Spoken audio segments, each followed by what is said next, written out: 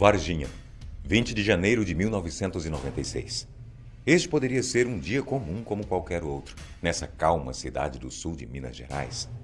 Só que uma história contada por 3 meninas mudou tudo. Liliane, Valquíria e Kátia disseram ter visto um ser esquisito, baixinho, de olhos vermelhos, que não parecia com nenhum animal que elas já tinham visto antes, muito menos com um ser humano. Do dia para a noite, várias pessoas começaram a falar sobre o ET de Varginha. A partir daí, surgiram diversos relatos sobre criaturas estranhas, objetos voadores não identificados, operações militares e mortes misteriosas. Esse caso foi divulgado em publicações ufológicas pelo mundo todo e durante mais de 2 décadas muitas dúvidas ficaram sem resposta.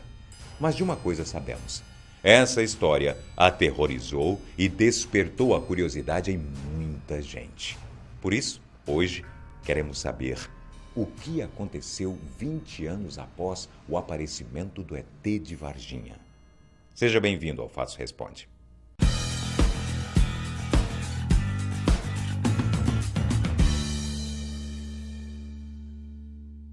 Esse famoso caso da aparição de seres extraterrestres em Varginha completa 21 anos no dia 20 de janeiro.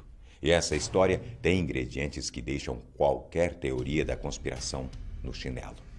A estranha movimentação repentina de caminhões do exército, OVNIs que soltavam fumaça branca, testemunhas que não podiam contar suas versões da história, um doente mental sujo de lama e até um casal de anões.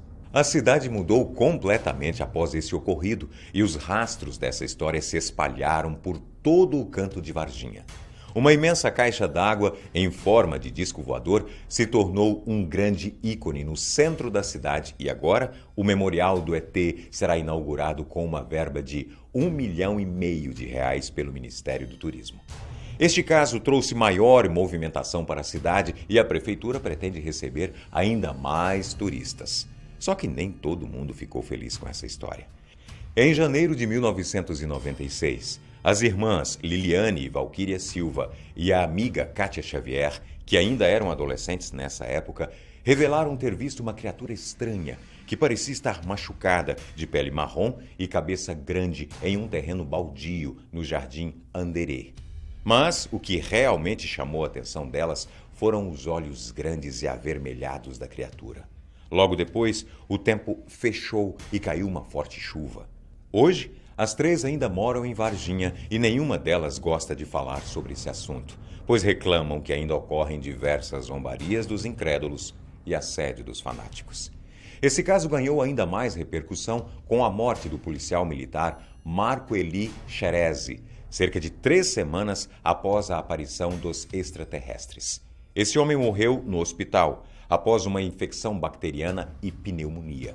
Para o ufólogo e pesquisador Marco Antônio Petit, um dos principais investigadores desse caso, a causa da morte deste policial foi por ter tocado na criatura extraterrestre.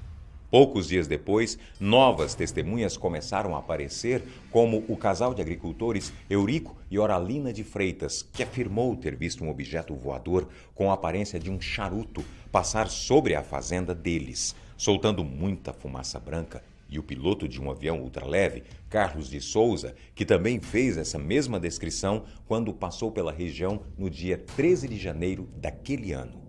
Em 2010, a surpresa que ninguém esperava: foi divulgado um inquérito policial militar, concluído em 1997, que afirmou ter investigado a suposta aparição e a participação de militares da Escola de Sargentos das Armas, da cidade de Três Corações.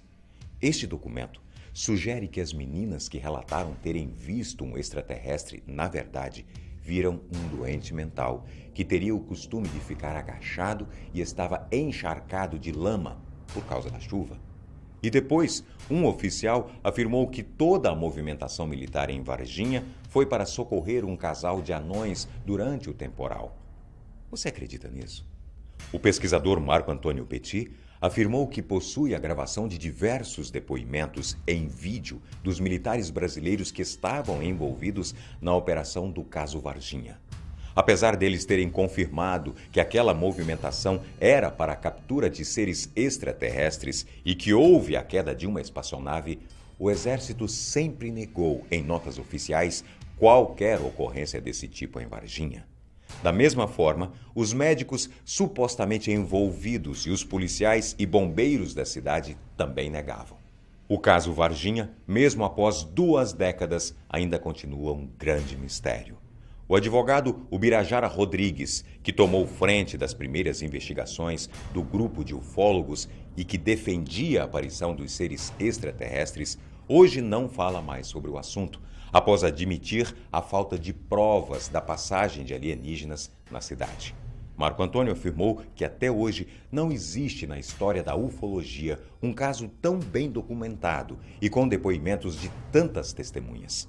Diversas pessoas afirmaram terem visto os ETs e muitas participaram de alguma forma da captura, do recolhimento de destroços da espaçonave ou do processo de acobertamento do caso.